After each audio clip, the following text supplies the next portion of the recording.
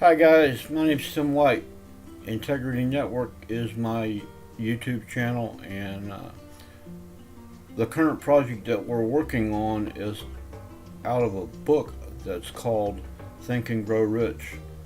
What I've done is simply uh, put into text form along with an audio track these little videos. There's a series of them. There's 13 chapters in the book. So what I want to ask you folks to do is to go over to my YouTube channel and subscribe to it, so that whenever I release the new videos, you'll be able to tell that they've been released. Along with that, there's some cards either going to be up there or over there or maybe even over here. I'm not real sure where they're at, folks, but they're there. And what's going to happen is whenever I release the video, other videos will be attached to those cards, either the comments or the different chapters or whatever. I'll forewarn you that the chapters, some of them are a little bit lengthy, but it's well worth the read. Well worth it. It's changed my life. So I hope you folks do enjoy the video. Subscribe and like and share with your friends. Comment below and let me know what you thought of the video, so that I can avoid any errors, and let me know what you want to know about. Thank you very much. Christopher G. New Haven Inn, United States. This lesson is very straightforward. If you believe you will succeed and take action, you will. The only way to fail is by quitting and not having faith. You will. You have to see the win before it happens and accept nothing but victory. The other thing that is really important is your faith has to be stronger than the obstacles you face. Imagine if your goal was to be a business partner to Thomas Edison and you didn't see any progress in 5 years. The trick is to keep faith burning so hot that no matter what happens, every day is just one day closer to your goals instead of another failure.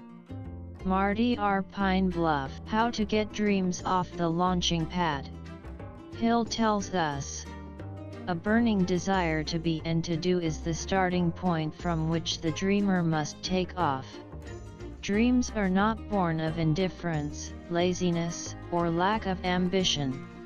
Remember that all who succeed in life get off to a bad start and pass through many heartbreaking struggles before they arrive.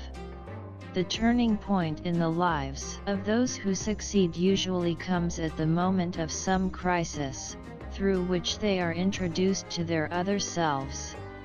As a child growing up, we have desire to do what the adults do. We have a desire to put our shirt, paints, shoes, and socks on without any help. We have a desire to ride a bicycle. We don't think about how long it will take to learn how, we just do it.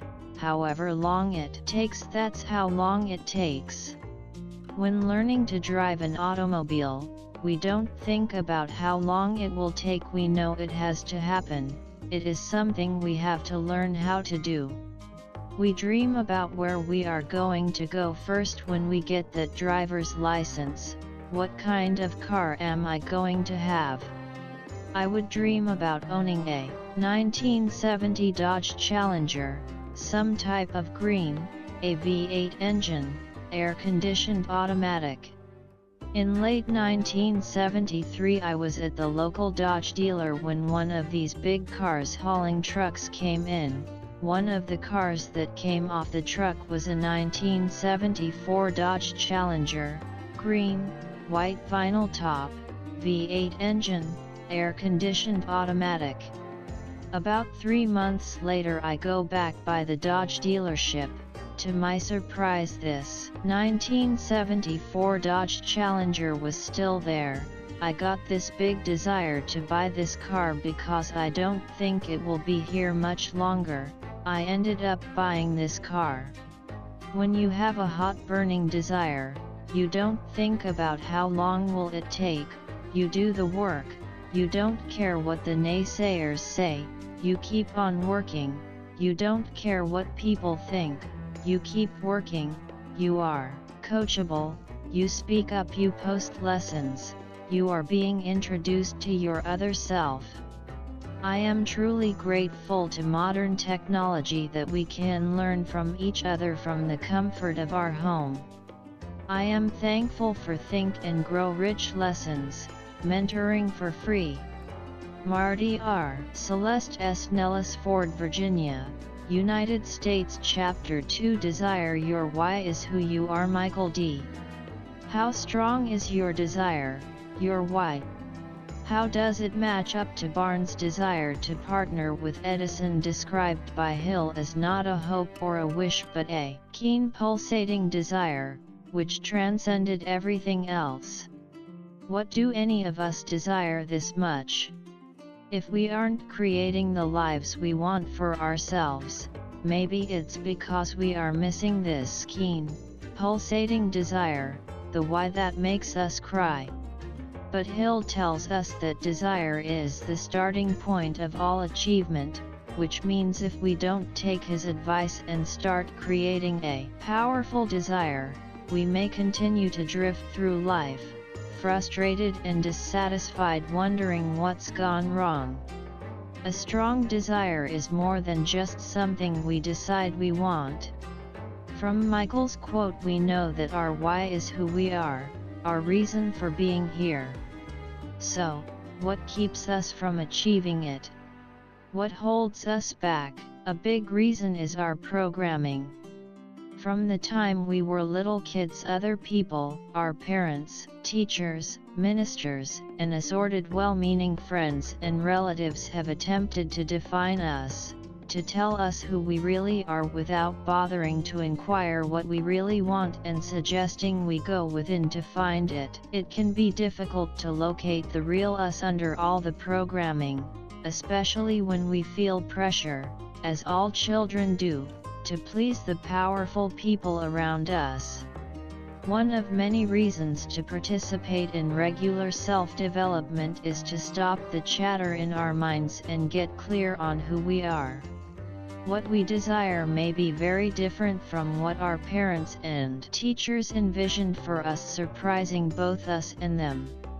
Recently I had an aha moment when watching a video featuring Esther Hicks on Facebook that relates to this question of finding our unique why. The video explained the difference between motivation and inspiration, stating that motivation comes from outside of us while inspiration comes from within. I was reminded of the many times I attended conventions when I was in the real estate business and how excited I would get and how determined to come home and get lots of listings.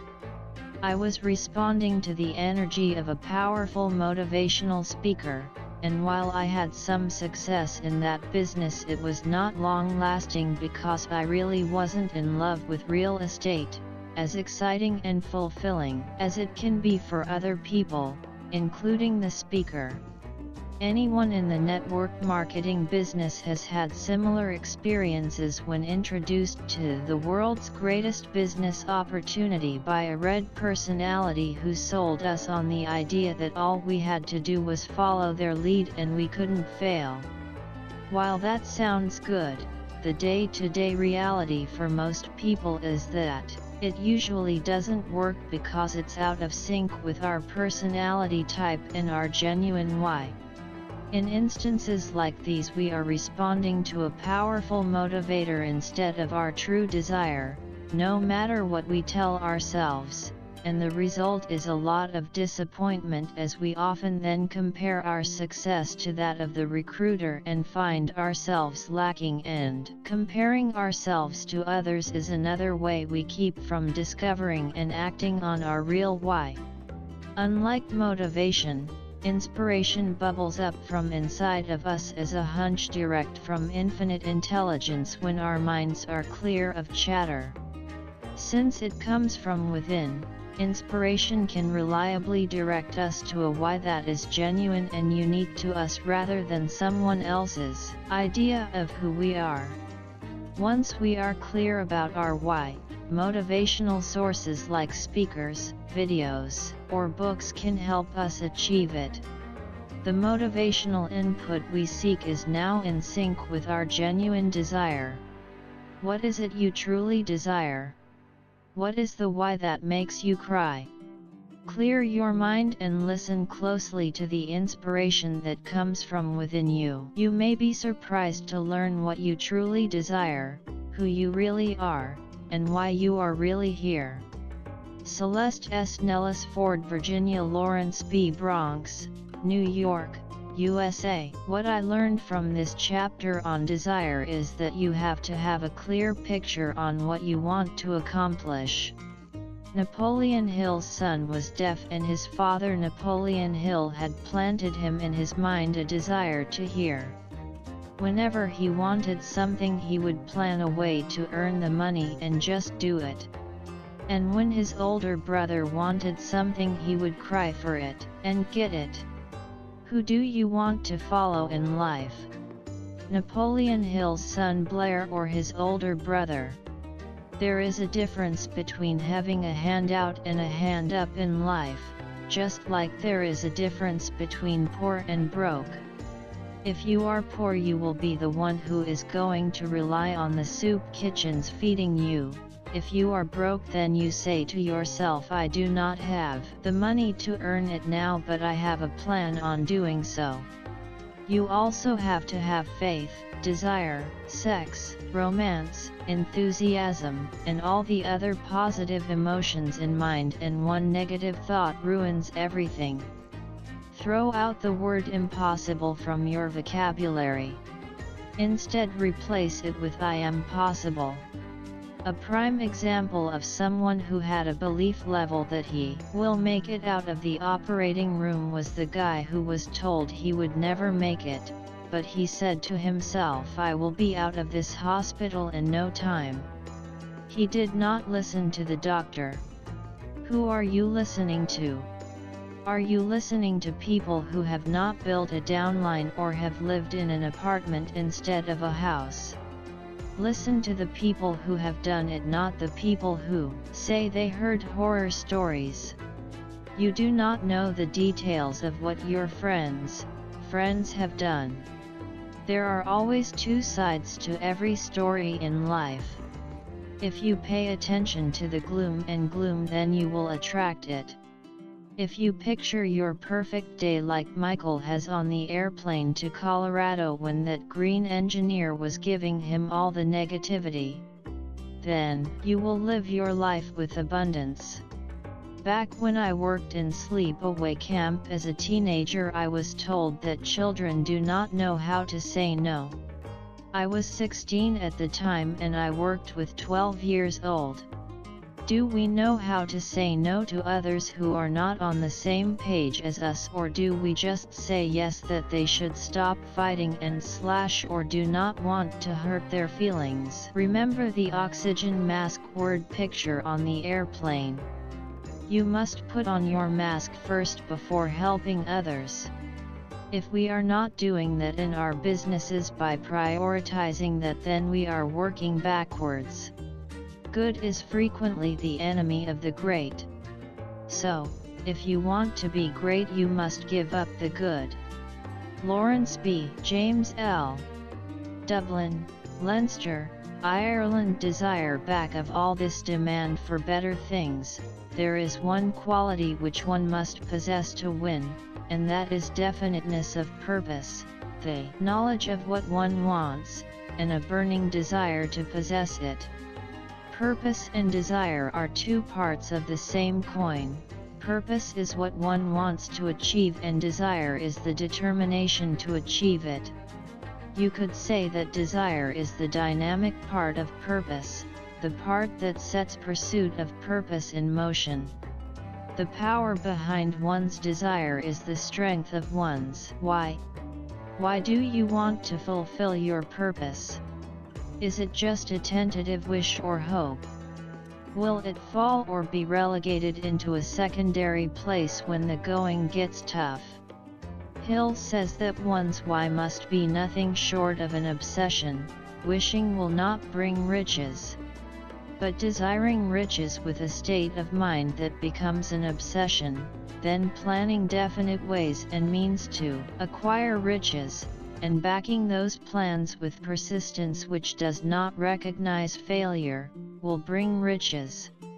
Behind an effective why must be an absolute belief that one will succeed, because determination will not last unless there is belief in the ultimate attainment of the goal. That belief can be strengthened over time by using autosuggestion or self-talk until it becomes absolute. Hill says, no one is ready for a thing until he believes he can acquire it. The real test of a powerful desire is the amount of action it generates. Does it impel one to create a practical plan of action, and is action taken in pursuit of that plan? Constant repetition of self-talk will increase the power of desire. Notice how strong Barnes' desire was. It was so strong that it brought his senses into play. He saw himself standing in Edison's presence. He heard himself asking Mr. Edison for an opportunity to carry out the one consuming obsession of his life, a burning desire to become the business associate of the great inventor. Regards, James L. Dublin, Ireland. John S. Gloucestershire, UK. Chapter 2 Desire. There are many definitions of the word desire, pretty much all of which seem to me to be too weak to properly explain the difference between the type of desires most of us have pretty much every day, shiny thing desires, and the type of burning desire that drives some men and women towards achieving what to many might seem almost impossible until that thing has been brought into the light of day and becomes obvious to all. Michael often tells how positive affirmations of love, along with the expressed confidence that our children are capable of being anything they want to be, can have an incredible effect on the future and positive outlook of every child growing today. It's sadly also true the constant drip feed of negative comments and talking down of a child's abilities can result in a negative, inward-looking adult just waiting for the next disaster to strike to prove once again how pointless life really is, and all for the want of a few kind words early on. Much of Hill's desire was focusing on ensuring his son's life was not overly affected by his lack of ability to hear as others did, and his son's belief in being told what an advantage he those had over who could hear normally, which ultimately led to a successful career in helping others to hear better using advances in audio technology. Hill tells us if the thing you wish to do is right, and you believe in it, go ahead and do it.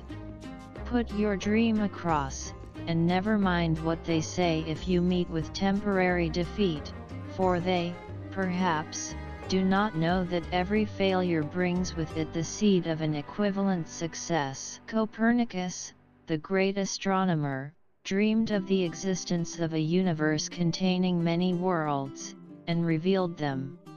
Although people undoubtedly had much to say when he first announced his idea, no one denounced him as impractical after he had triumphed.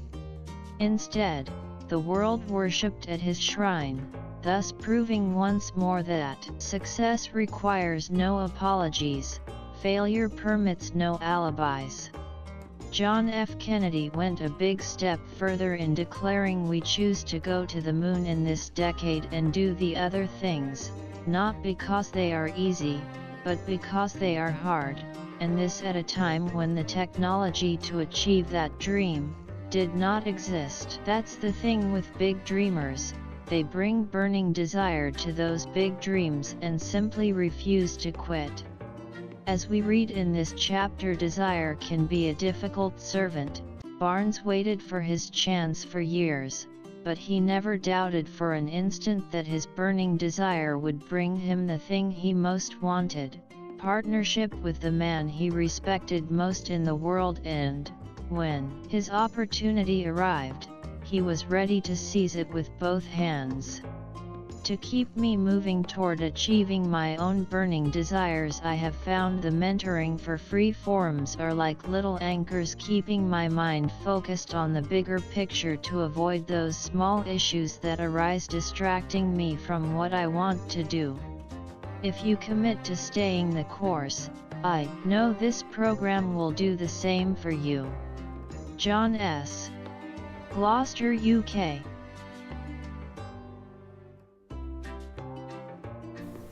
Okay guys, that was it for this video. We hope that you enjoyed it, and if you did enjoy this video, I'm going to ask you to subscribe to my channel so that whenever I release the new videos that I'm publishing, you'll know about it and be able to keep up and enjoy the book. So don't forget to like, share, and comment below so that your friends can get the pleasure out of the book that I've got and you will receive. Along with that, I'm going to publish a link to the little mentoring lesson plan that's laid out by my sponsor, and so it'll be in there too, and you can go over there and see what it week by week and get on some of the phone calls. It's all very insightful stuff. So hope you folks enjoyed. Thank you very much.